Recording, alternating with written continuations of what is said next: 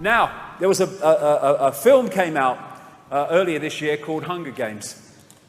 And this encapsulated in so many ways the society where the global warming bollocks is supposed to take us through justification.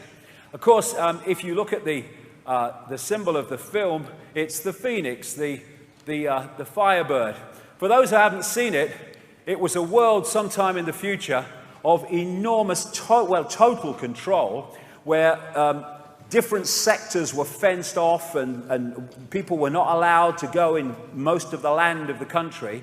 And they were controlled from something called the Capitol, which was an elite that was served by all the poor people and hungry people around the country. They had games every year where 2 young people were picked from each sector who had to fight on live television, and the one who won was the one that stayed alive after all the others were killed. The idea was to kill all the others and win the game. As Dr. Richard Day said in 1969, violence, pornography, and obscenity in the media and movies will be increased to desensitize people to violence and porn and make them feel life is short, precarious, and brutish. And the Hunger Games was a classic, but it was more than that. It was a symbol of the society that we're heading towards so fast. This was one of the elite in the Capitol, the equivalent of what people call the 1%, although, as I say, the real control is in far fewer than that.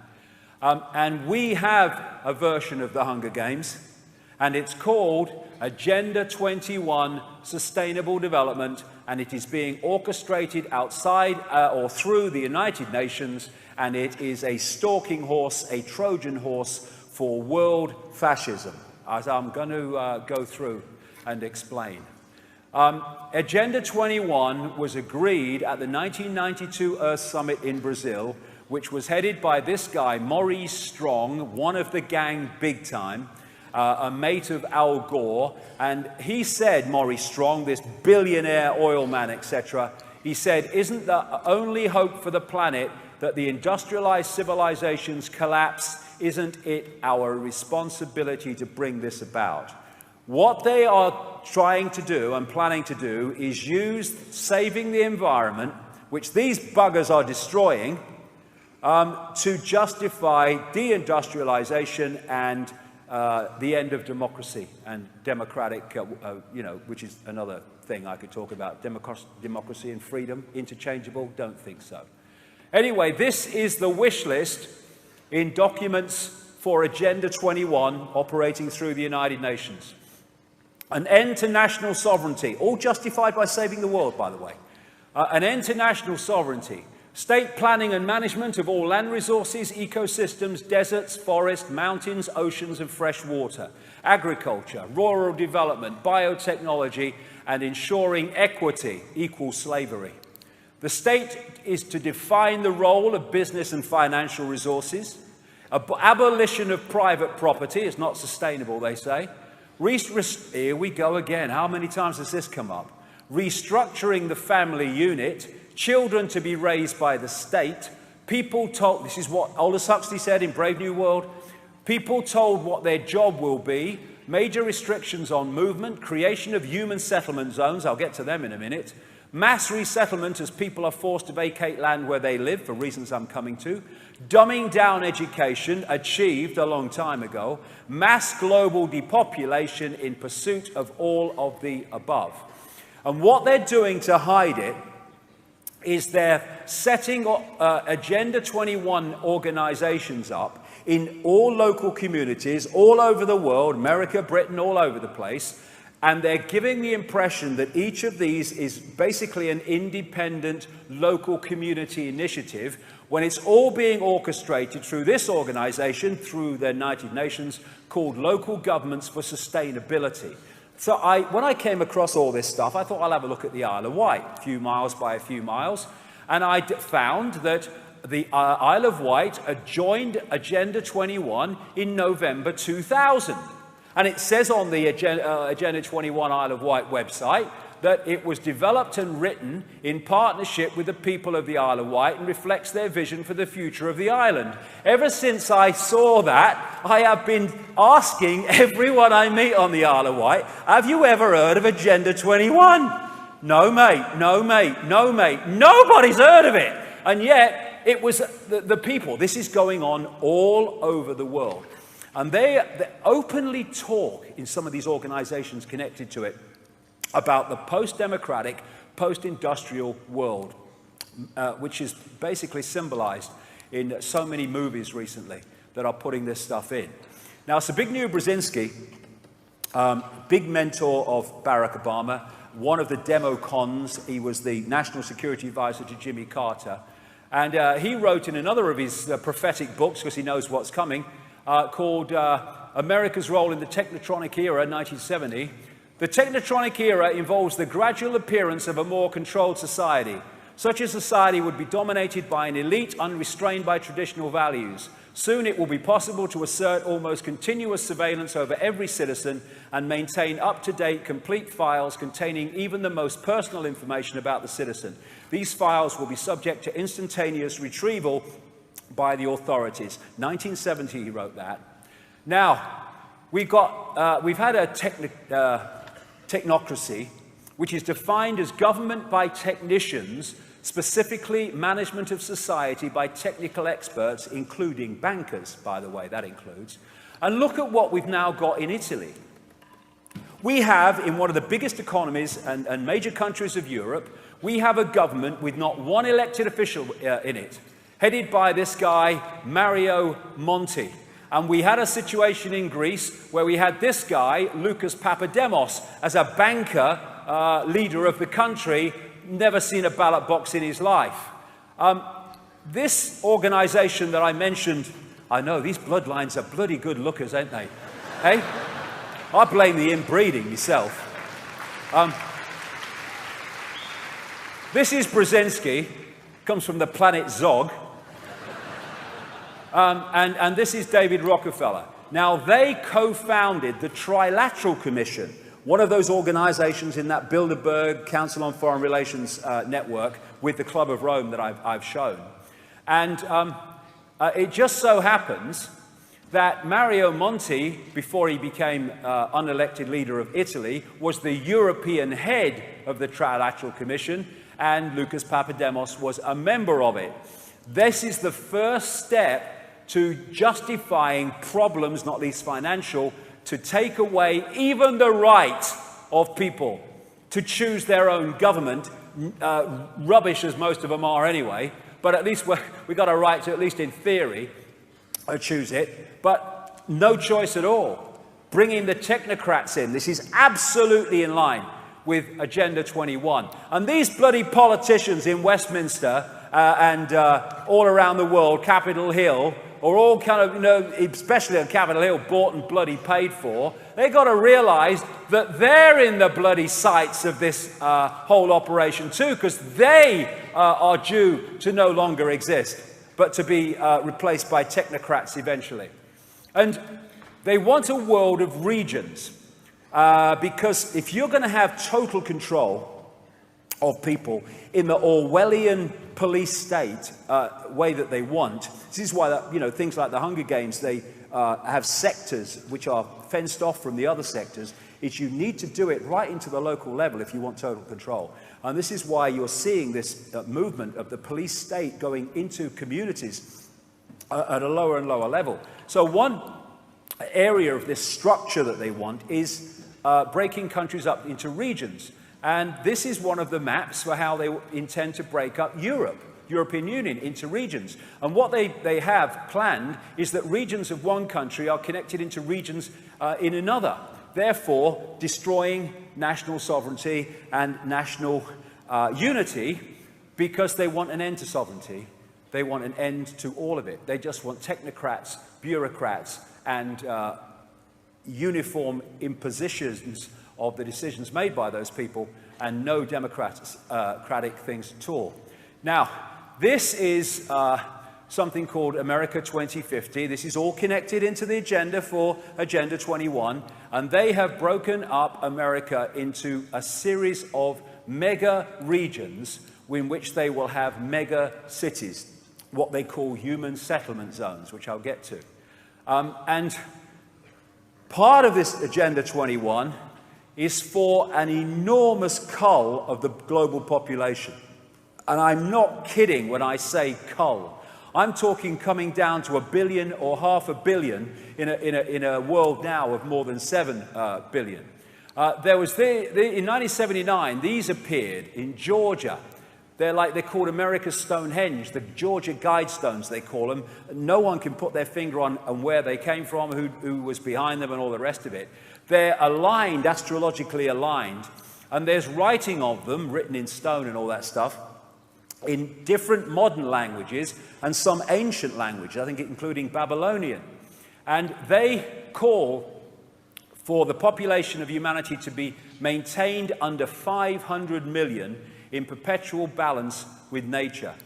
A draft copy of the United Nations Global Biodiversity Assessment calls for the world population to be reduced to some 1 billion, and Nick Rockefeller told Aaron Russo when that conversation took place that the population was going to be reduced by at least half. Whichever it is, there are massive reductions in population. And this guy, Gates and his missus, through the Bill and Melinda Gates Foundation, are absolutely bloody obsessed, Bono's mates, with what they call population reduction. This is the image, the eye again, of this international hygiene meeting or events in Germany.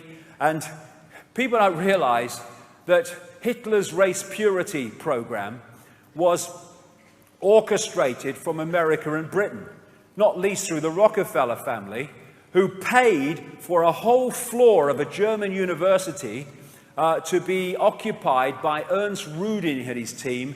Ernst Ruding was Hitler's race purity expert. And the Rockefellers, who were big time into eugenics and all this stuff, they sent eugenics experts to Germany to help and promote and give them information, backing and expertise in the program. The way that they plan to cull the population is cumulatively and in some ways directly. The cumulative is through vaccinations, through genetically modified food. Americans are awash with genetically modified food through genetically modified corn and stuff, and the impact on American health is cata-bloody-strophic. Why wouldn't it be? Fluoride and stuff in the water, hunger, also manufactured disease, and radiation. And also, what did Dr. Richard Day say in 1969? Euthanasia and the demise pill. Limiting access to affordable medical care makes eliminating the elderly easier. We now have this Liverpool care pathway where doctors are deciding, often without even consulting the family, who is going to have their withdrawal of food, of fluids, and of drugs so that they die very quickly. It's not the care pathway, it's the death pathway. We also have this situation in America with the death panels deciding who gets treatment and who doesn't among the bloody elderly. It's euthanasia. That's what it bloody is. And here, in terms of reducing the population, how about this? First of all, sperm counts in many parts of the world are plummeting. Why? They want to reduce the population, plummeting. And here's one. The third generation of rats fed genetically modified food becomes sterile. And there's a company, a biotech company, a small one in California called Epicite, and they came up with something called the Epicite gene. You know, long ago today, when we started, and I was talking about crazes, well, crazes, okay, crazes. What they did was isolate the gene that makes people sterile. It is a gene which, if it becomes part of your genetic structure, attacks sperm. It attacks sperm if you are male and kills them, so you are sterile. And any sperm entering the female that has that genetic part of its structure, then attacks the sperm and kills it, so they're sterile. Now, why would you create that? Well, okay, I don't know. But what did they then do, Epicite? They genetically engineered that gene into frigging corn. And then we go the next step. Monsanto and DuPont set up a joint venture to take over the Epicite gene and commercialize it. And if anyone thinks that, this is an exaggeration involving reduction in population, this is a map of America under the UN Convention on Biological Diversity, the Wildlands Project, and it is America that they want to see under Agenda 21. If you can't read the words, I'll tell you this. The red bits are for little to no human use. The yellow bits are for highly regulated use. The only bits for normal use are these bits here and there that are in green. And they have to therefore clear the land to bring this about. And that's what they are doing, which explains so much that is going on that people don't say, why are they doing this? I'll tell you why they're doing this. Agenda 21, get them off the land. There's now a rural, White House Rural Council, which has all the government agencies, including the Department of Defense, to help rural communities know it is to rid rural communities of people under Agenda 21 and under eco-fascism. One of the things they're doing is creating more and more and more environmental regulations to make it impossible for small farmers and small growers and small landowners to survive in the rural communities. And therefore, they're destroying the rural communities to get them off the land. They're sending in these SWAT teams, bloody Keystone bloody cops, to treat decent people trying to grow organic and raw milk, produce raw milk. They're treating them appallingly, brutally, horrifically. And they are designed to get people off the land. Monsanto, no food shall be grown that we don't own. And more regulations to get people in a situation where it's impossible to continue. And who moves in? The corporations to take over the land. More and more we're seeing, so many stories on my website recently, more and more people are having their community gardens destroyed because they're told it's not in the zonal regulations, even though people are hungry and are getting the food for nothing. They're being banned from growing food in their front garden and all the other stuff at a time of great economic challenge. And this is what Dr. Richard Day said in 1969. Growing food will be banned by saying it isn't safe, and the state corporations will control all food production. The supply and distribution of food will be monitored so that no one can give food to a fugitive of the system. And they're also doing it by changing the regulations to stop people growing food at home. So all these things are coming together so that only the Food Inc., big food, will control the food chain. And who gets food? Those that conform to the system. And they're doing it in other ways. When in 2011 they had those floods in the Missouri and Mississippi rivers, the US Army Corps of Engineers announced that they had to blow the levees, I think it was on the Missouri, to save the people further down the river. So they blew the levees, and this is what happened to the land of small farmers all around that region, destroyed. 3 weeks later, letters arrive from the government offering to buy the land through the US Corps of Engineers, or Army of Engineers. The Army Corps of Engineers, what do they call it? And the other thing they're doing is taking out freeway exits to rural communities, which used to be very helpful economically. And what they're doing instead is putting these corporation kind of food centers in the middle of bloody nowhere, which helps basically no one. And these communities, these rural communities, are dying. And people are leaving, and they're taking the bloody land over. They are taking out dams so that people can't farm anymore.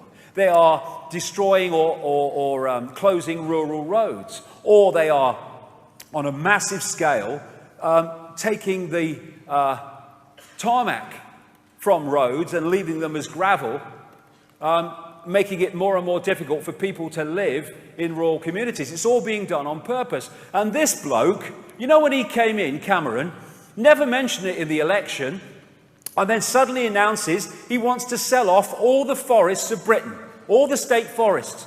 That's Agenda 21. Now, because the people responded, he had to take a step back. But he'll still go on trying to do it, if not en masse, then in little bits.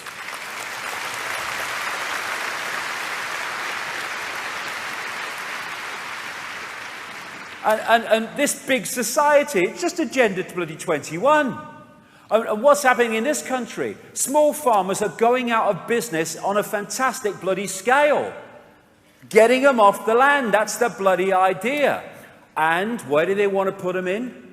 Human settlement zones. They want this kind of in by 2050, 2060. And it's the world of the Hunger Games. They want, this is in their bloody documents, they want to pack people together in high-rise, basically prison cell-sized living space.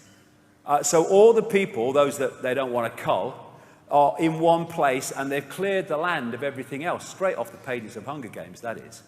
This is Michael Bloomberg, Mayor of New York, massive insider in all this and frontman. And he has just announced in the last few months the first phase of Agenda 21, he doesn't call it that, of course, building of 165,000 units in New York, right? Absolutely, the specification and the way that they are going to be built and arranged is classic Agenda 21. And the space that these apartments will cover for each person or family is between these two yellow lines. They are 10 feet by 30 bloody feet. Classic Agenda 21. Building regulations are being changed in places like California to stop, to reduce the amount of land that is used to build buildings. And by 2020, this directive of the European Union says that all new building must use nearly zero energy by 2020. And that means massive changes in the structure and nature of human society and living space. And this is the Archon world of these Archon bloodlines that I talked about. No creativity. Humans have creativity. They have to use human creativity. They don't have it. And here, look at that. Here are some of the bloody houses that they're talking about for people under Agenda 21. You know, talk about bloody uninspired. And then one of the things that was emphasized in the Hunger Games was the high-speed train that took the competitors from the sectors to the capital for this, you know, kill-to-the-death bloody games. And high-speed train networks are all part of Agenda 21. They want that to be the main source because they want an end of people and cars and stuff like that, except then. But they want high-speed trains to be the prime source of, or form of transport. And interestingly, you know, here's the regions that they want under Agenda 21 in America, everyone else off the land in all these other places. And, you know, once the plane arrived, American trains just disappeared, Amtrak. They just, you know, basically hardly anyone used them because it was all aircraft. Well, suddenly, out of nowhere, Obama announced a massive building program, phased building program for high-speed train networks in America. And when you look at where he wants to build them, it's like placing them over a map of the Agenda 21 regions of America. And then, of course, out of nowhere, Cameron announced this year the biggest railway building program since Victorian times with high-speed stuff. And these high-speed networks are happening all over Europe. And I tell you this, I know this for a fact, that at least some, probably many, of the people apparently working for European train companies orchestrating this high-speed network they're building don't work for the train companies, they work for bloody NATO, that is doing the orchestrating. Get them off the land.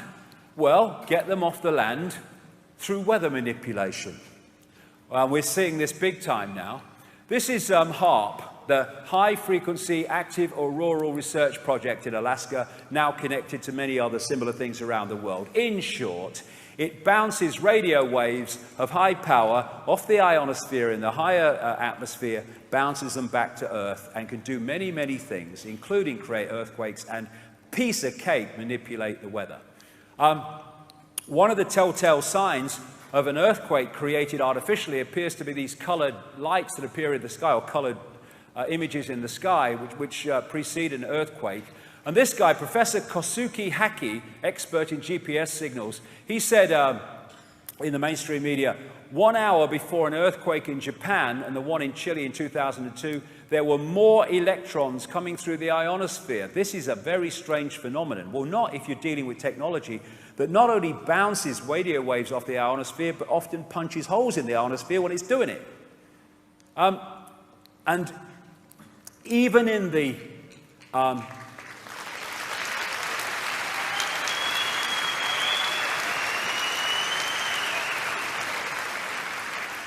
even in the patent that was applied for by a guy called Bernard Eastland for the original HAARP technology, mentions this man, Nikola Tesla. He was, in truth, the scientific genius of the 20th century, and he'd probably be the scientific genius of the 21st if he was still here. What he had done is cross the bloody line, which mainstream science will not do because of all the implications for the agenda if it does. That line is to cross the line into understanding, a greater understanding of what reality is and how you can use it to create all the warmth and power you need without, once the technology's there, without cost. And part of that is accessing the electrical level of the universe, what I've been talking about, and turning it into usable warmth and power. And what did he say? If you wish to understand the universe, think of energy, frequency, and vibration. He was making weather effects. His neighbors were complaining to the police. He was creating lightning above his home in New York. He created mini bloody earthquakes with thousands of windows crashing when the technology, went more than he thought, and like kind of crazy bloody comedy film. He couldn't turn the bloody thing off, and all the bloody windows were going. And he also understood how to create free energy.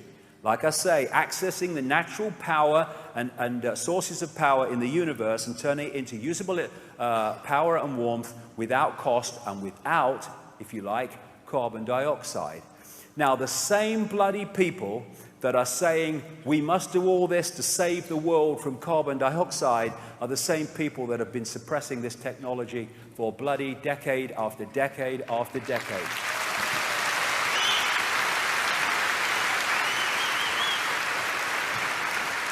Now, in terms of weather manipulation, Dr. Richard Day, the 1969 man, he actually worked on weapon manipulation in the US military during World War II.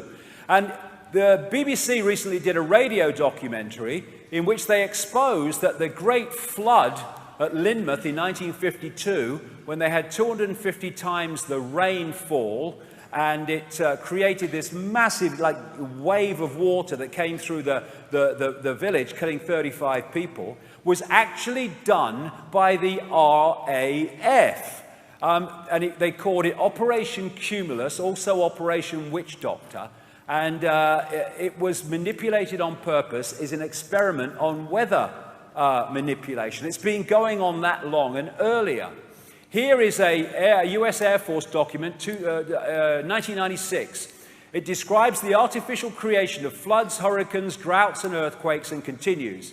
Weather modification will become a part of domestic and international security and could be done unilaterally. It could have offensive and defensive applications and even be used for deterrence purposes. The ability to generate precipitation, fog, storms on Earth, to modify space weather, and the production of artificial weather all are part of an integrated set of military technologies. Now, of course, most people will now be bloody aware, my God, were we bombarded this year or what, with chemtrails, not contrails which disappear, condensation trails, chemtrails that don't disappear if they come out the back of these bloody aircraft. They stay around and they come out and eventually drop to the earth, and they have strontium, they have aluminium, they have barium. It's acidifying water, it's acidifying the land, and it is causing tremendous impacts on human health. Cumulatively, again, the coal. But it's doing something else. In the HARP patents and specifications, etc., in the description of a researcher describing and summarizing what it said this: dispersed metallic particles such as aluminium, barium, and strontium, the main chemical ingredients of chemtrails, or ingredients of chemtrails, may increase the atmosphere's conductivity and therefore enhance HARP's weather modification performance. So it's doing that as well. So where am I going with this? Well, I'm going here. Dr. Richard Day, 1969, the weather will be modified and used as a weapon of war to create drought or famine. A weapon of war against who? In Agenda 21 terms, a weapon of war against the small farmers, landowners, and growers of the world, not least in America. We have had in America this massive drought this year, which has devastated small independent farmers and growers. Of course, the big bloody corporations can cope with it, got unlimited bloody funds when they're part of the agenda. And so, also, in 2011 and other times, we've had these extraordinary forests of tornadoes. It was about 300 in a period of 3 days at one point. I think it was 2011. And that, of course, is devastating rural communities and what have you. Creating tornadoes with HARP technology, child's bloody play. And what have we had in this country? Devastating weather and floods, which again has had a massive impact upon small farmers and growers. And you know, there was a report for the European Parliament, a European Parliament committee in the 1990s, about HARP, which was actually quite good because it was saying, hold on a minute, we don't like this. And one of the things it was saying is that HARP technology had the ability to manipulate the jet stream and change weather patterns. Well, when you look at the meteorological explanation for the great deluge in Britain this summer, they say extraordinary things happened to the jet stream. And instead of going away and taking, dropping some and going off into Europe, it basically started doing this, which is why we got the bloody lot. And when the farmers and growers collapse, in come the big agribusiness people, the network, to take over the land for cents on the dollar. Also, we're having this devastating impact upon the bee population around the world. Monsanto, another word for bloody evil. And the other part of this is to create food shortages. Food shortages because it's not there, because of the production, and food shortages that people simply cannot afford it because it's so bloody expensive. And control if they eat, and their hearts and minds will follow. This is all part of the control system that they're bringing on. Get them off the land. 3, financially, get them off the land. They can't afford to stay there anymore. There you go. There you go. This is the. This is where we're at. Hunger Games. Agenda 21 or what? 3.5 million homeless, 18.5 million vacant homes in the United States. There you go. Oh, you're poor. What a joke. Woman in £1 million hat makes speech about austerity.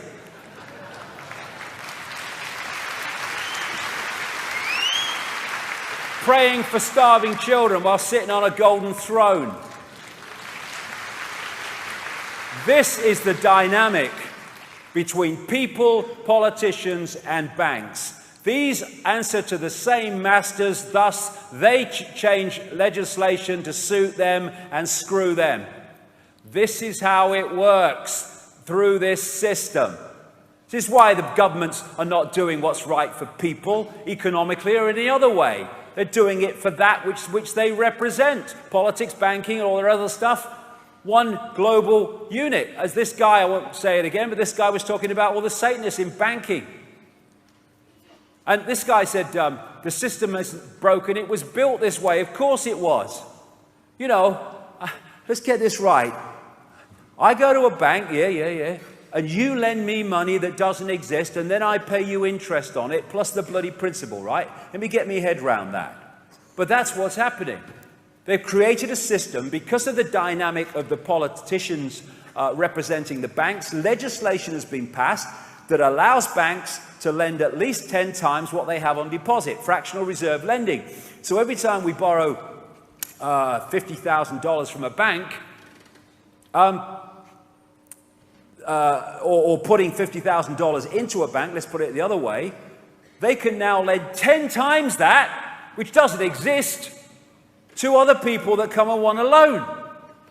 It's interesting when you follow this around the banking system. One loan. I go for a loan. Can you lend me £50,000? Yes, I can. Why were you going to lend it me? I'm going to type £50,000 into your account. Where's it coming from? Oh, just type it in. That's no problem.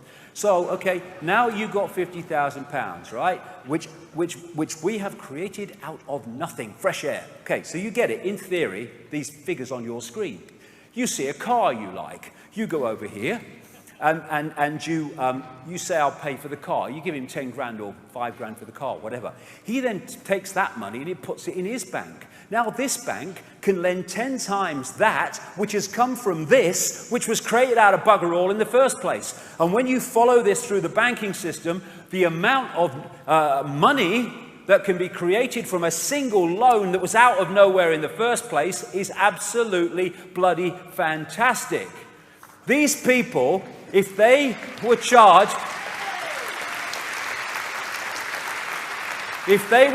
with criminal activity, they would have to reincarnate many times to finish the bloody sentence. But it's worse than that, because who creates money? Governments create money. No, they don't. Overwhelmingly, private banks create money by issuing non-existent money called credit. Thus, this is how the economic cycle goes. Banks issue lots of credit. A boom is created. In the boom, people feel more confident because they've got lots of orders in their business and they've got jobs look safe. They borrow more money. Companies borrow money for more plant and machinery. People borrow money to go have a bigger house, a bigger car, or bigger holiday, or whatever. What happens in a boom is people tend to get more and more into debt, credit card and all that stuff. And then at the optimum point, the fishing line has gone out there, now they're pulling it in. They create a crisis or a reason to take money out of circulation, not make as many loans. What do they call it in 2008? A credit crunch. Nice one. And then suddenly there's not this same amount of money in circulation, even non-existent stuff, to create the economic activity that was created before. So suddenly people can't buy as many things, people don't sell as many things, and therefore businesses start to shed workers or go out of business. People can't pay their mortgages, so they lose their homes. And the banks that have created this situation by lending money that doesn't exist plus interest then get all that wealth that does exist as they call in loans of collateral. And this is how over centuries, fishing line out, fishing line back, they have hijacked the real wealth of the bloody world, and the Rothschilds are massively behind this in the banking system. This is Nathan Rothschild, the man who was responsible for building up the Rothschild empire in Britain. I care not what puppet is placed upon the throne of England to rule the empire on which the sun never sets. The man who controls Britain's money supply controls the British Empire, and I control the British money supply. And if you have one single currency Whoever controls that money supply controls the bloody world. That's the idea. And if you control the banks, and you control the central banks, and you control the reporting of the financial industry, you stitch the whole bloody thing up. In 2008, when the crash happened, I said that three things would happen. First of all, there was the crash of 2008 that had happened. Then that said there's a problem. Two, governments throw fantastic amounts of borrowed money credit at the perpetrators, the banks, until their financial barrels are empty. We're there. And then at some point, they want to crash the economy again on a massive scale to create the situation where there is a complete transformation of the financial system in the way that they want to create it, and it will be based on a world central bank, they're already talking about it, which would dictate all global finance. What are they doing in the European Union? Stepping stones, totalitarian tiptoe. They're saying as a result of the financial crisis in Europe, which these have created, we must have centralized control of all the banking in Europe. And then you look at the people who are coming forward to solve the problem. When we had the crash in 2008, the Bush Treasury Secretary was Hank Paulson, who'd come a few years earlier from Goldman Sachs, where he was Chief Executive Officer. The new head of the European Central Bank is Mario Draghi. Mario Draghi is a former employee of Goldman Sachs. The guy currently unelected and running Italy, Mario Monti, is a former executive of Goldman Sachs. And former executive of Goldman Sachs is like saying former agent of the bloody CIA. They never are. So all this money was hosed at the banking system, and in that way, a banking crisis became a government crisis, because now the money's come from the government to the banks, and the governments are then making it a people crisis. And we said, what just happened? I thought it was a banking crisis. Now they're taking everything away. Austerity programs. Agenda 21. That's what it's all about. And see, what they want is a single currency. That's what they want. So the euro was never an end in itself. It was always a stepping stone to the single currency. All the euro is a stalking horse which has been used to delete the multi-currencies of Europe. It's deleted the guilder, it's deleted the mark, it's deleted the lira. But it's not an end in itself. It's a way of deleting all those independent currencies. And they want eventually the euro, it might be tomorrow, but they want the euro to disappear so the world currency can come forward. And people like George Soros, one of the demo cons and a Rothschild frontman, he and the Vatican has called for world central bank and a world government and all the rest of it. The IMF, which is just another agency of the bloodlines, is now taking over control of countries like Ireland and others on the basis of this economic crash which has been manipulated. And again, no heart, no empathy, consequences for people, consequences for families, consequences for children. They couldn't give a shit because they have no empathy. And what we are seeing all over Europe is this gathering economic situation because it's manipulated for a specific end. Britain is now £1 trillion in debt. And the more and more debt people or countries get into, the more and more control they give away to others. America has just passed $16 trillion in debt. In truth, it's bloody bankrupt. And it's being done systematically. I've been saying this for years. America is being used to destroy America, economically and militarily. Any country that cared about the people in a massive economic crisis would not be spending trillions on the bloody military and wars in different parts of the world.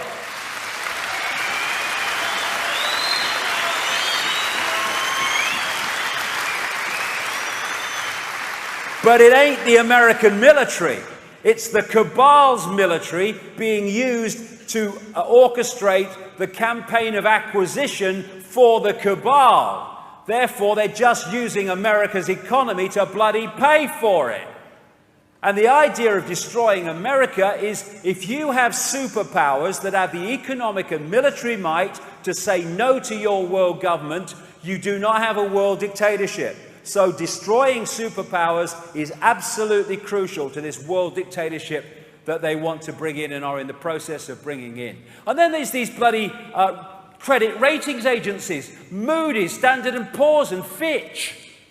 They were the buggers that gave AAA ratings to total shite that actually helped massively to cause the crash of 2008.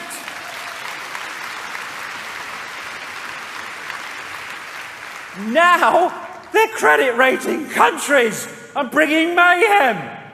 And the media are saying, oh, there's trouble at mill for Portugal. The credit ratings agencies are downgrading. They're bloody owned by the same people that own the banks, for goodness sake. It's all a scam. And this is the Hunger Games world, the Agenda 21 world that's unfolding.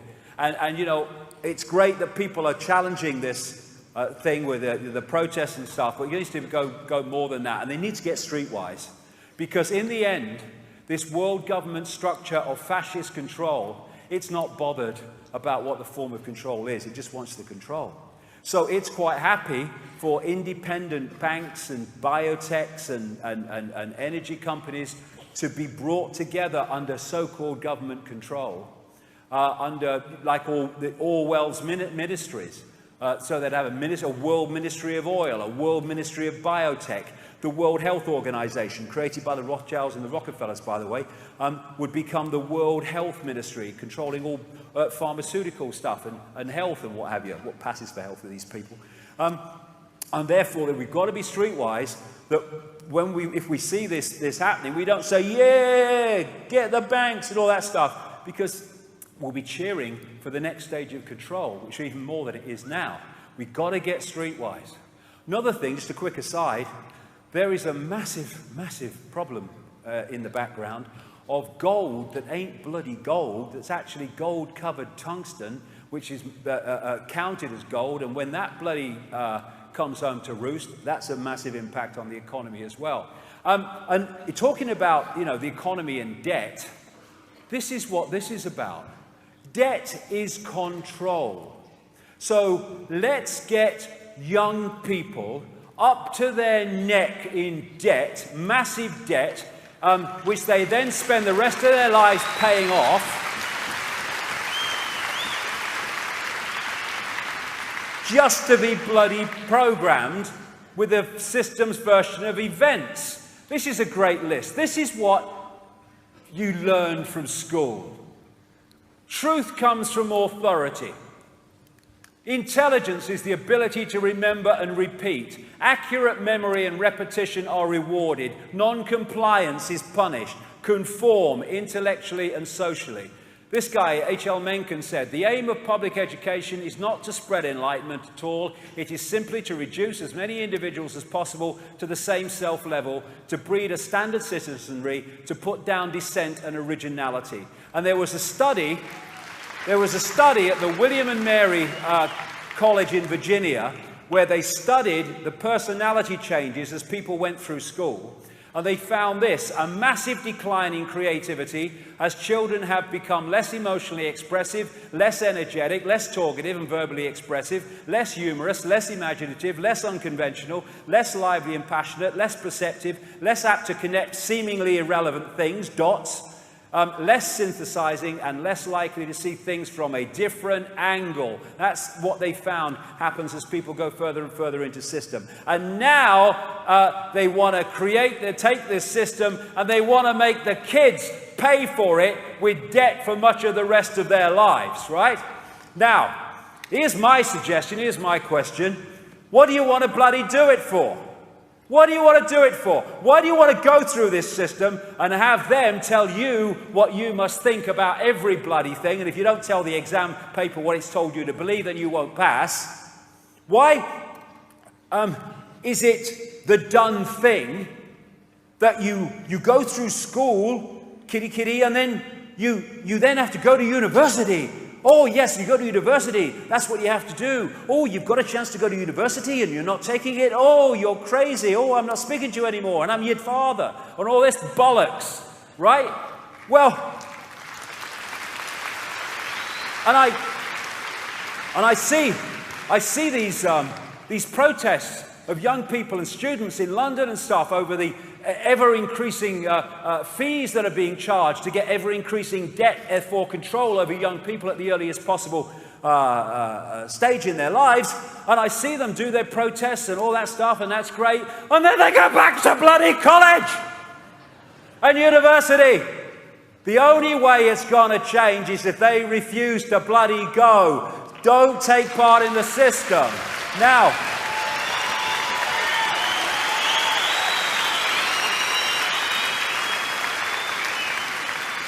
and then they say, well, I won't get a good job if I don't go to university. I know university students are packing shelves in supermarkets. Surely you have the creative ability to create a life without going through this friggin' sausage machine. Come on, we can do this. We don't need the bloody system.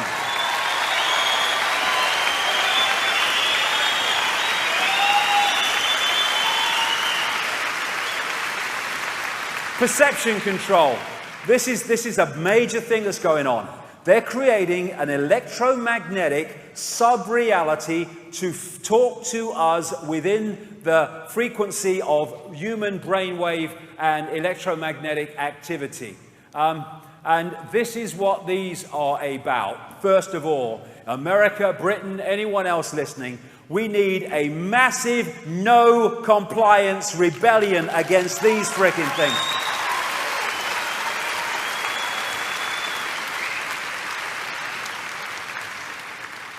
Watch the word smart. Big red alert.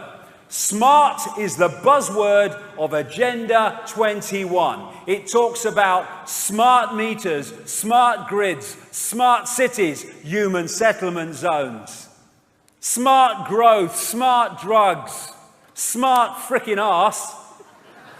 That's when he's talking about smart Agenda 21. And what is this bloody old thing? This is in their own bloody documents, not bloody, sitting in a darkened room working this out, bloody telling you. This is a plan to create eventually a global smart grid. And what the smart meters are, as part of the smart grid, they create, in effect, a electromagnetic internet, wireless internet, in your home. Very, very bad for health, especially the young. And also, it's about not only picking up information from your home and delivering that information to a central source, but also bringing information into your home within the human brainwave and electromagnetic frequencies to speak to you subconsciously and deliver you with the perceptions that they want. Let's look at this. This is CIA Director David Petraeus in a speech he made or a talk he talked about the Internet of Things. This is what he said. Items of interest will be located, identified, monitored, and remotely controlled through technologies such as radio frequency identification, microchips, sensor networks, tiny embedded servers, and energy harvesters, all connected to the next generation of internet using abundant, low-cost and high-power computing that would transform the art of spying and allow people to be monitored and automatically without planting bugs or direct infiltration. He said that this involved new technologies which added processors and web connections to previously home appliances like fridges, ovens, lighting systems. Remember that for a second.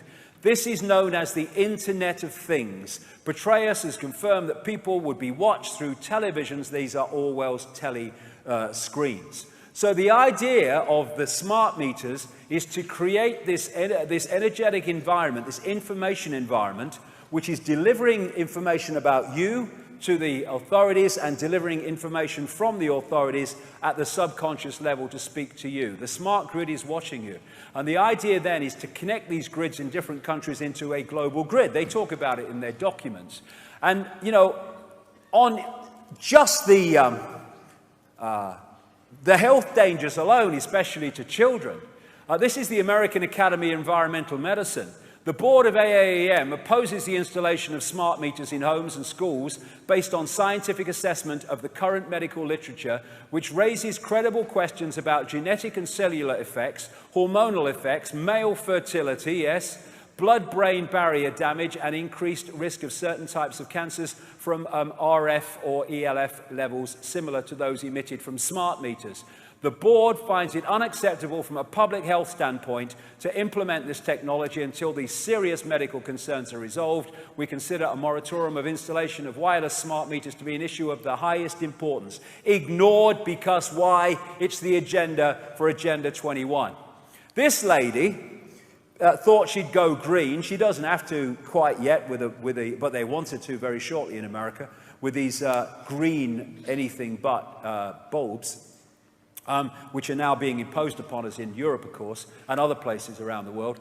And she thought she'd buy some of these things. These bulbs have got mercury in them. And she put one in her daughter's bedroom. And it broke. So she called Home Depot and asked them what she should do. And they said, well, you better call the state authorities and they'll tell you. And they told her she had to employ this private company to come and clean up her daughter's bedroom of this contamination from mercury. And it cost her $2,000 for one light bulb. And if you look at the British health advice and regulations for these things when they break, it's do everything but evacuate your bloody home. It is ludicrous. These mercury bulbs are going to go and are going onto, open bloody rubbish sites and tips, and they're going to break, of course they are, and the mercury's going to get in the groundwater supplies and all that stuff. And we're talking billions and billions that are used around the world. And the other thing about this, you know what that is? That is a transmitter of information. That's what that is, and I'll tell you what I mean. Red flag when any authority doesn't say, we encourage you to use these, but says, no, you are going to use these because we're going to ban the bloody alternative. That's what they've done with these bulbs. And when they do that, it's the agenda. And when it's the agenda, it is more than what seems to be the case, and it's always about human control and often increasingly destroying human health. The woodpecker signal came about, I think it was in the 1970s, came to light. And it was a signal that the Soviet Union was broadcasting into America, and they called it the woodpecker signal because it was going rat-a-tat-tat, like a woodpecker. And what it was doing was delivering subliminal information into America to affect the perceptions of Americans. And these two guys, Dr. Robert Beck, an expert in nuclear engineering, and Dr. Michael Pessinger of the Laurentian University in Canada, an expert in extremely low-frequency radiation. They made a study of the potential of electromagnetic mind control. This is what the smart meters are, electromagnetic mind control. Dr. Beck told a Psychotronics Association conference in 1979, that long ago, that human subjects exposed to certain ELF field patterns reported sensations of uneasiness, depression, and foreboding. He said that he had measured the Russian woodpecker signal and found that it was acting like gangbusters right in the window of human psychoactivity. Exactly. Get in there by going on the same frequency the bloody brain works on. Now, here's the point. He said the signal was, the woodpecker signal was permeating power grids in the United States. It was being picked up by power lines, re-radiated, and it was coming into homes on the light circuits. Now that was doing that in a light circuit electrical system that was not purpose-built for the job.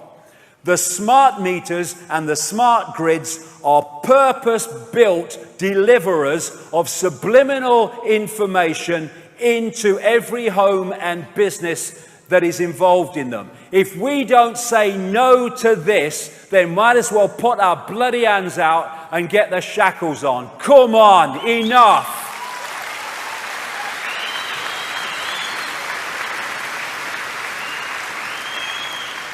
And all the things these bloody lights do to people, they're not even any bloody good.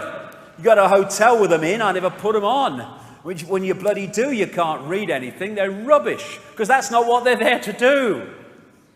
And this radiation agenda, look at that. That's 15-minute rather, phone call on these bloody things. What do they put phone calls on one of the most lethal parts of the electromagnetic spectrum? It's bloody lunacy. But it's not if you know what they're trying to do. So what we see with all these transmitters and stuff is they're creating a sub-reality, an electromagnetic field, information field, to feed us information and another level of the fake reality. This is what's happening. And what it's doing is locking into the electromagnetic field, because that's what it is, the electromagnetic phenomena, and it's coming through to affect the holographic level, because if you distort the electromagnetic field, you distort the holographic level in terms of health. And this guy, Michael Persinger, again, a neuroscientist at the Laurentian University in Canada, said this, absolutely right. For the first time in our evolutionary history, we have generated an entire secondary virtual, densely complex environment, an electromagnetic soup that essentially overlaps the human nervous system. Exactly. This is what we're looking at. This is the paddle stores in Shit Creek we're looking at here. Finding out what's bloody happening so we can do something about it. The radiation agenda, I've been looking at this for bloody years, ticking off the sources of radiation as they just compound on top of each other. One of the things that the European Parliament report said about HAARP is that it was punching holes in the ionosphere and allowing cosmic radiation in that shouldn't be getting in. You've then got the smart meters, you've got the electricity grids, you've got the phones, you've got the Wi-Fi, and then you've got all the bloody spent uranium that's coming in the weapons, in all these bloody wars they're dropping, these bombs they're dropping around the world, and you're getting all these genetic effects, horrible genetic effects in the next generation because of the distortion of the DNA, yes, distortion of the genetic structure. And then you've got Fukushima. I'm not going to go into this now, but it's in my last book, Remember Who You Are. I have no way Fukushima was a bloody accident. No way. And look at it. Ever since, it's been pouring ridiculous amounts of radiation into the atmosphere. And maybe there's another reason for that. Because you know what people say who research this but only get as far as the 5 sense level? They say, but why would these people poison their own atmosphere? Well, the people, the entities behind this are not like us, and they want control of the planet. They cannot come here for long because there are vibrational and atmospheric reasons why they can't stay, and that's why they need the bloodlines as middlemen and women. What if, a big what if, I say, that they're trying to change the atmosphere? And they have these bombs all over the world, these nuclear bombs called nuclear power stations. And I talked to a lady in the 1990s at length, a lady called Dr. Kitty Little. She was an Oxford Don, getting on in years at the time, and she had been massively involved in the nuclear industry, government level and stuff, various institutions. And she told me at the time, she said, you know, the Rothschilds were absolutely the people that brought in nuclear power. They were the ones that made it happen. And if the Rothschilds do it, there is an agenda for human control or human negative effects, because that's all they bloody do. So what about if they're changing the atmosphere? And another thing they say, people say, is why would they destroy their own planet? Well, this planet's different to the ones that they operate on. These bloodlines are the ones that are destroying the frickin' planet. These are the corporations destroying rainforests. People like Monsanto are destroying massively species diversity, so we're becoming a monoculture. The planet is being killed by these people. The organic planet is being killed by the inorganic. Monsanto wants to replace all natural crops and seed varieties worldwide with genetically modified species. They are creating the GMO superweeds, which are creating mayhem. This is the Archon world, what the corporations are doing to the rainforests. And the bloody Greens ought to turn their bloody heads at this a part of the agenda and not be diverted away from this bollocks which is being orchestrated by the people doing this. It's interesting that they talk about the Grim Reaper in terms of genetically modified food. The Grim Reaper, yeah, Saturn. There's Monsanto. What they do, this guy Michael Taylor is a Monsanto executive, and then he moves to a government agency that's supposed to be policing Monsanto. And then he moves back to Monsanto, and now he moves back to government that's supposed to be policing Monsanto. And now this guy, this crook, is in charge, in effect, of the entire United States food policy. And he's a front man for Monsanto. There you go, GMO. What is it doing? It's genetically modifying us. And if you go to davidicke.com and the Medical Health Archive and look up Genetic Roulette, it's a documentary about the effect of GM on human genetics. It is absolutely a must-watch. So, perception control, Agenda 21. Giving us all this crap is not only poisoning us, although that's part of the cull, cumulative poisoning, but it's also destabilizing. Again, you know, we see all this shite here, but actually it's distorted information.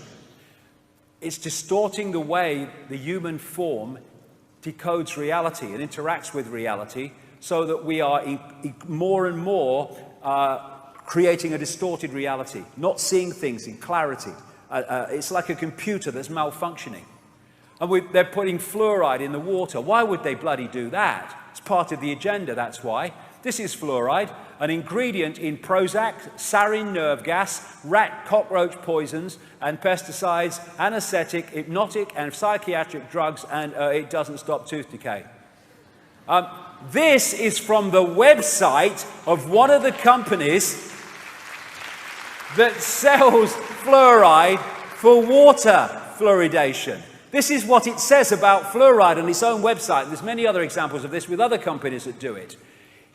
Fluoride is used in the manufacture of effervescing steel and the smelting and refining of light metals. It is also used in fluoridation of drinking water as a wood preservative, an adhesive preservative, an insecticide, a protective coating for metals, a pickle for steels and other metals, a flux for soldering and welding, as well as a flux and pacifier for ceramic, glass and porcelain enamel. They're putting it in the bloody water. They're putting it in the toothpaste. That's what it's doing with fluorosis, but why would any sane people who care about humanity be putting the bloody waste products from the aluminium industry into drinking water and toothpaste? They would be doing it if they had an agenda for the mental, emotional, and physical suppression of humanity. That's why they would do it. And some research is pointing to the fact that fluoride, when it's connected with the aluminium in chemtrails, creates something called aluminium fluoride, which has been connected to mass sedation and dementia. And this guy, Dr. Dean Burke, 34 years at the National Cancer Institute in America, said in point of fact, fluoride causes more human cancer death, and it causes it faster than any other chemical. Think cull agenda. And it calcifies the pineal gland, which takes us into other levels of reality. And now they're openly talking about putting lithium in the drinking water, which will make us happy and love our servitude, exactly as Aldous Huxley talked about in Brave New World. And this is how they're doing it, because Big Pharma connects into the same bloody force as the secret societies, Satanism, and the political structure. Thus, they all work as one unit. And it's the same with the World Health Organization and the pharmaceutical cartel. They all work as one, and therefore they come together to say it's great to poison the immune system of babies and very small children while the immune system is still forming, because then the immune system will never ever be as effective through their lives as it would have been left to its own devices. And this guy, Bill Gates, watch him like a bloody hawk with field glasses on. This guy is involved in everything in terms of funding through the Bill and Melinda Gates Foundation. That is the agenda. Funding vaccinations around the bloody developing world on a massive scale. Funding things and promoting climate change being real. Putting sulfur in the bloody atmosphere to manipulate on behalf of saving the bloody planet. We need saving from Bill sodding Gates, in my view. And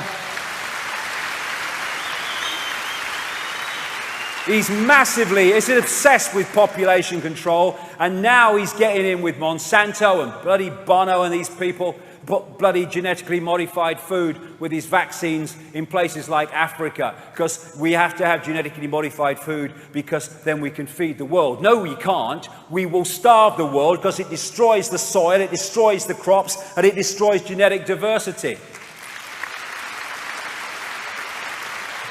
They are unbelievably, in terms of scale, drugging the young of the world, finding more and more reasons to give them drugs. Attention deficit disorder. I've got an answer to that. Give them something interesting to do, or let them express their own uniqueness.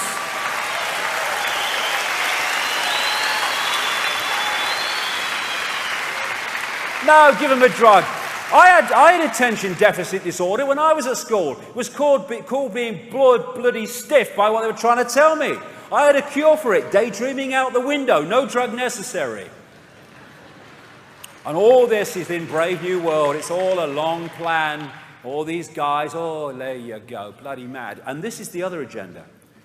They want to kind of drug people and poison people, but there are other people with a mind of their own that actually can see this and are trying to avoid it with organic food and with alternative methods of healing, with alternative supplements that the food no longer gives us. And the authorities like the EU and the Food and Drug Administration in America and all these bloody crooks, they're all front agencies for the biotech and pharmaceutical cartel, and they are destroying the opposition, and they're doing something more. They're destroying any alternative to the corporate system, because they want everybody in there, no exceptions. And you know, the last time I saw a doctor, I passed him in the bloody street. All right, how you doing? And walked on. And you know, I go to a guy called Mike Lambert at the Shen Clinic on the Isle of Wight. Freaking genius when it comes to healing. And you know, I feel bloody great, me. Absolutely great. And I don't take their sodding drugs. Anybody wants to have a word with a bloody healing genius, Shen Clinic, Isle of Wight, ride. Thoroughly recommended. Now, the Fabian Society was actually named after a Roman general called Fabius, and his claim to fame was never having battles with the enemy that could prove decisive either way. His method of taking over was to weaken and weaken and weaken the enemy over a period of time, and then when they were so weak to resist, then move in. That is precisely what the system is doing. It's making us weaker and weaker, well, people that go with it at the moment, weaker and weaker by the food we eat, the water we drink, by the electromagnetic fields that we come into, by economic suppression and manipulation. All these things are being done to weaken and weaken and weaken the target population, Fabius style, so eventually they think they can just walk in when we're too weak to resist. That's the bloody idea. Physical control. I'll get through this pretty quick. Physical control. Okay, major aspect of physical control. Take over the countries. This is not a map, it's a wish list. It's a wish list of countries in North Africa, the Middle East and the Near East, which they are picking off one after the other. Libya, now they're into Syria, they're starting trouble in Lebanon, they're in Iraq, they're in Afghanistan. Of course, they want Iran. And what they're doing is they're finding different excuses to pick off different countries, because they have to find different excuses, or people might think that there's a pattern here. This is what Libya looked like in 2007. This is what the same street looks like in 2011. This is Libya. Hey, you are free. And this is what happens when you pepper bomb cities to protect civilians from violence. What happened? I got no brief for bloody Gaddafi and all that stuff, but that's not the point. What happened was that they've got this system where they want to target someone. So what they do is they fund and train rebels covertly, and they bloody arm them. And then they get the rebels to start shooting at government targets. Political response, media response. Then the governments start shooting back at the rebels. Political response, they're shooting and killing their own people. Media response, the same. Oh, we've got to send people in, humanitarian. And in come the de facto bloody world army, NATO, dropping bombs everywhere. And now they're doing the same in bloody Syria. Not a Syrian civil war, it's a mercenary bloody war. That's what that is. You know, NATO bloody weapons here in the boxes for them. And this neocon organization, the Project for the New American Century, it was behind the Bush administration. And in September 2000, before the Bush administration came in, it produced a document which called for the incoming Bush administration and America to fight, quote, multiple theaters of war in places like Libya and Syria and all these countries. But it said in the document in September 2000, but this process of transformation, this takeover of country after country, was likely to be a long one, absent some catastrophic and catalyzing event like a new Pearl Harbor. 1 year to the month after that document was published, 9 months after the same people came to power in the Bush administration, the United States had what Bush called our Pearl Harbor, and as a result, they justified the targeting of all the countries that were in that document.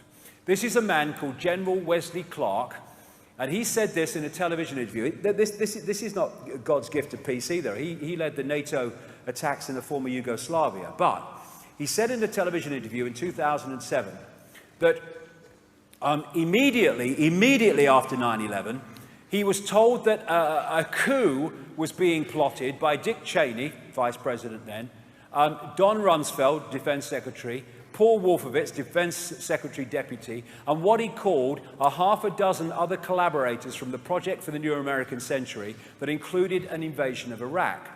6 weeks later, he said, he was back with the guy, and he saw the same officer, and he said, why haven't we attacked Iraq? Are we still going to attack Iraq? And this officer said to him, this is again, after 9/11, 6 weeks, sir, it's worse than that. The officer pulled up a piece of paper off his desk and said, I just got this memo from the Secretary of Defense's office. It says we're going to attack and destroy the governments in 7 countries in 5 years. We're going to start with Iraq, and then we're going to move to Syria, Lebanon, Libya, Somalia, Sudan, and Iran.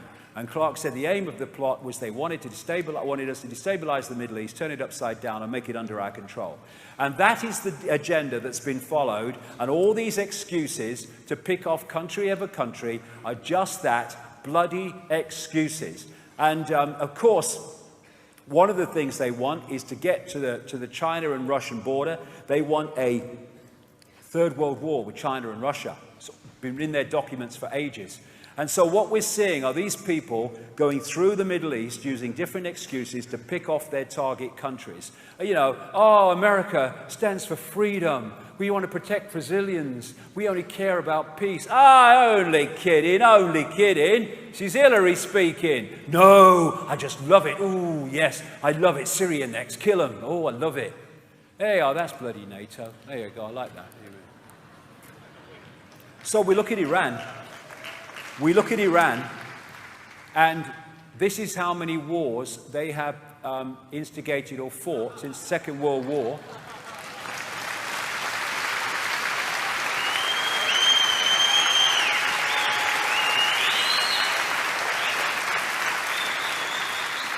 Actually, that's how many they've instigated for about 200 bloody years.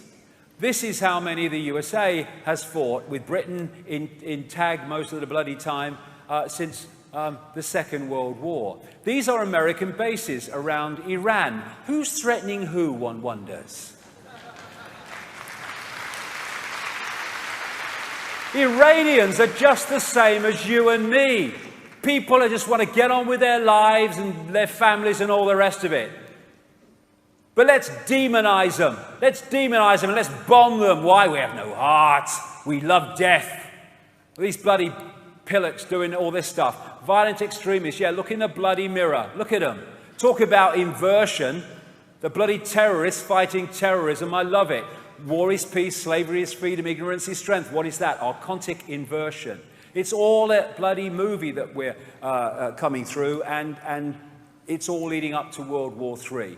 I'm not going to go into this in bloody detail because of time, but Rothschild Zionism, which is actually not about Jewish people, it's about a secret society created and instigated and controlled by the Rothschilds, that the Jewish people are just used as a bloody front to cover the real thing about Rothschild Zionism, which is it's a bloody secret society and part of the cabal. But the Rothschilds, you know, named after Saturn and all this stuff, they built the Knesset, they built the Supreme Court building, and what they do is that anyone that challenges the Rothschilds and Rothschild Zionism and its agenda, they are called anti-Semitic and all this stuff. As this lady says, anti-Zionism is not anti-Semitism, and even bloody Orthodox Jewish rabbis are saying the bloody same.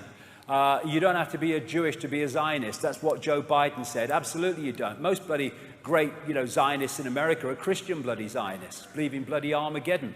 And you get Orthodox Jews that absolutely oppose Zionism. You know, another Jew against Zionism. I'm Jewish and I want Israel to stop killing Palestinians. Jews against the occupation. These are wonderful Jewish young people that refuse.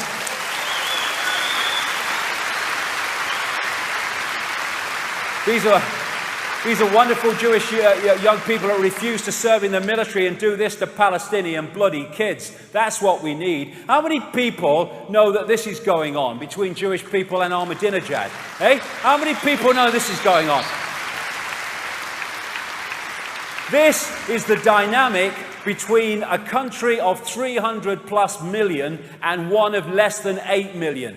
Why? Because the Rothschilds are the controllers of Israel and they're controllers of the USA, and they're different hands on the same bloody body. And it's all this money that's handed by America to Israel. It ain't going to the rank and file Israelis. This is 400,000 people on the streets of Israel last year because of their economic situation. 2 people at least have set fire to themselves in bloody protest. And what we bloody need so much is for the people of Israel who are being suppressed by their bloody hierarchy come together in common cause with Palestinians and Americans and British and Australians and Africans who are being suppressed by their hierarchy.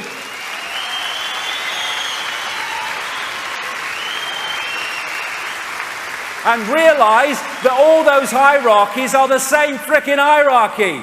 Let's come together. It's their worst bloody nightmare. This is why America and Israel work as one unit. They're both controlled by the same bloody lot. This is why he won't say a word, or any other president, when this mayhem and slaughter is going on. What's happening in Palestine is frickin' genocide. No other word for it.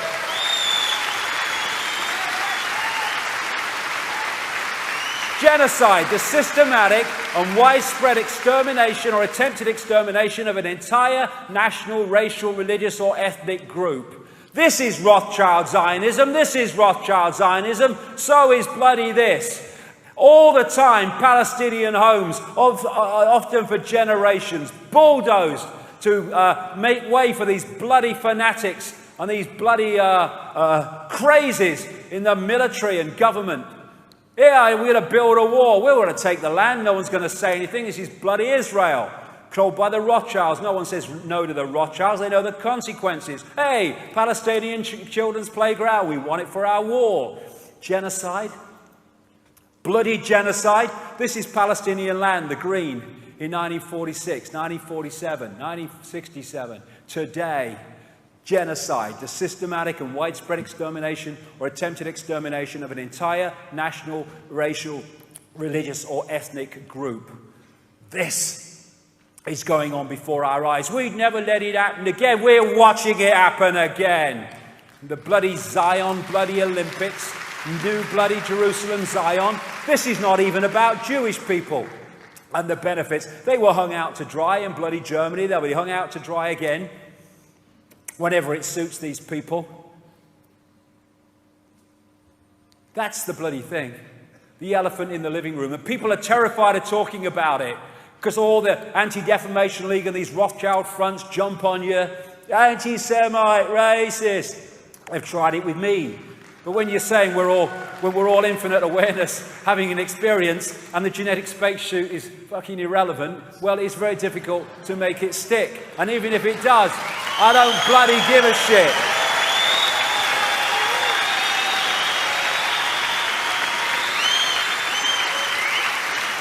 So, we have this, and we have this, and yet we must be scared of Iran. Personally, I think it's more likely we should be scared of America and Britain, myself.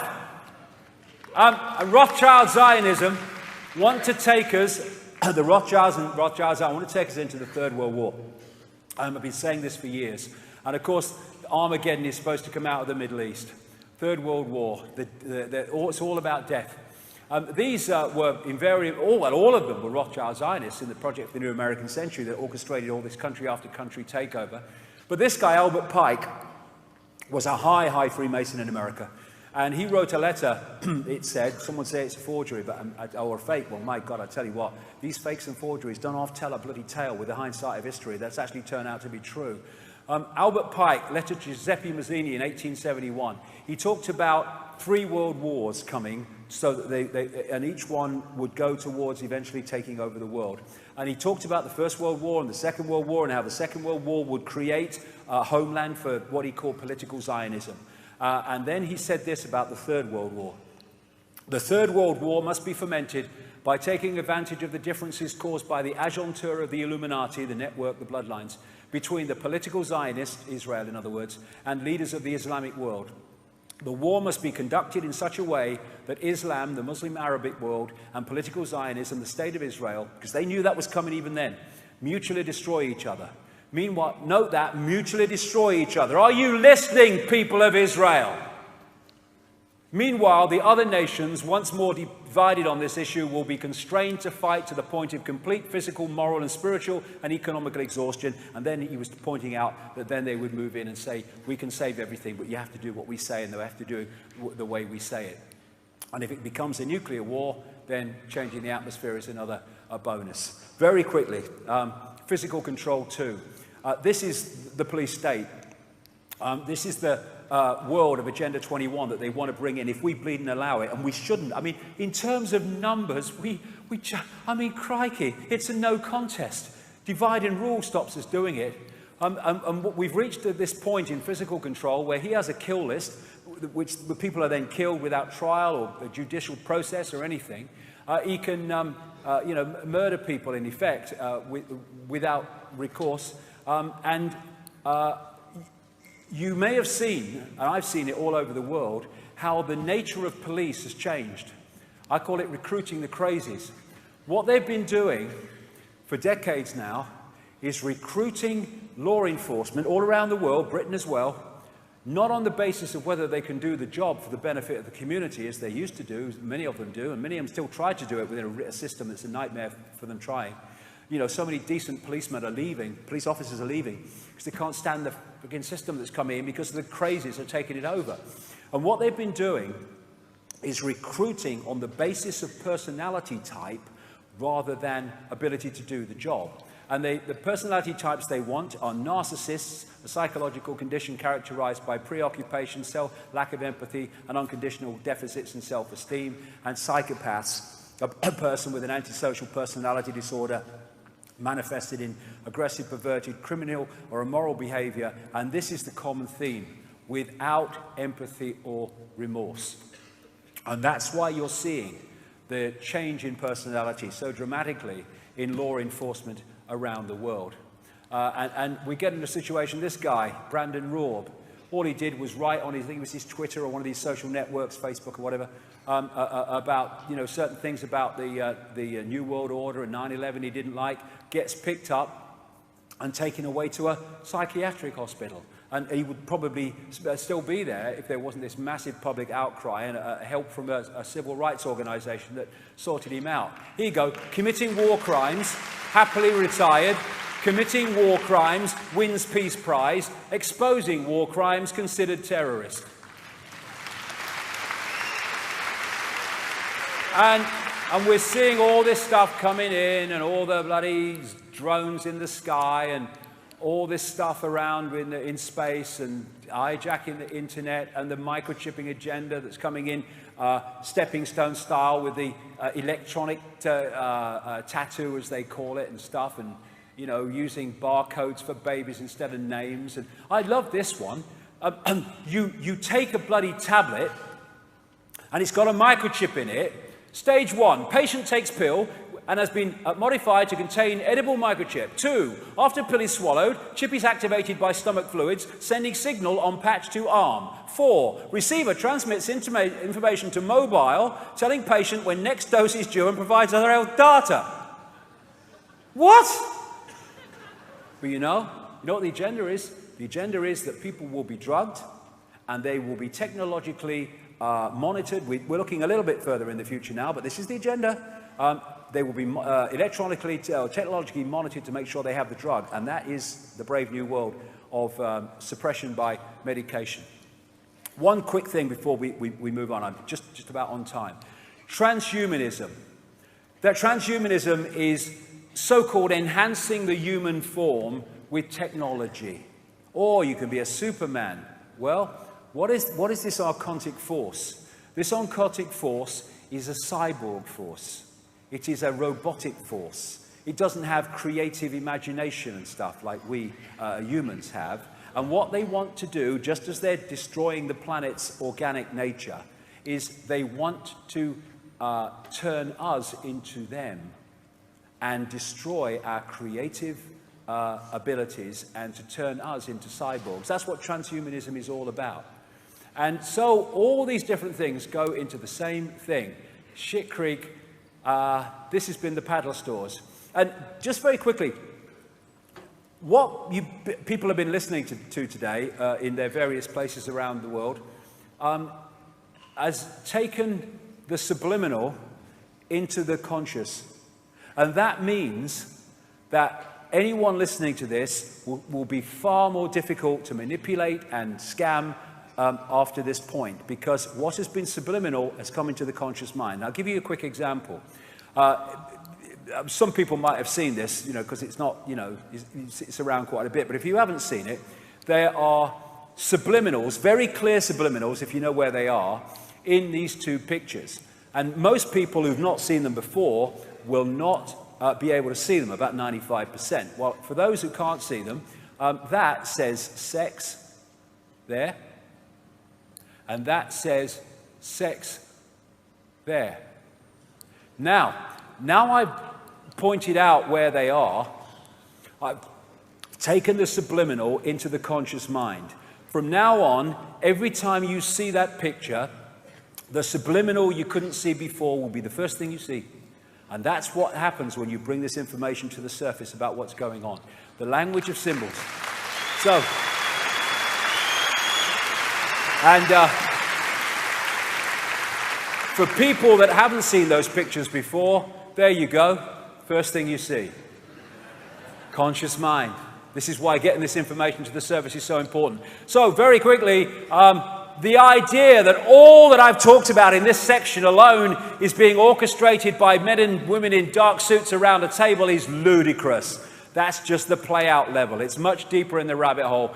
We have to believe we have no power. We have to forget that we are infinite consciousness having an experience, so we become one of them. And, you know, I'll say this finally in this section to people who think that you can escape from it by being spiritual and eating organic food and meditating and all that. Not knocking any of that. Be my guest. But this is what happened to people in China that were doing that, the Falun Gong people. They don't want people to wake up. They don't want people to go into other levels of reality and realize what's bloody going on. So they were being horrifically attacked, abused, and slaughtered and tortured as a result of simply wanting to be what we would call the basic New Age type of life. And so I say to New Agers and people like that who say, oh, it's negative. Listen, turn round and face it now while we're still in a situation we can turn this around, or face it then. That's your choice.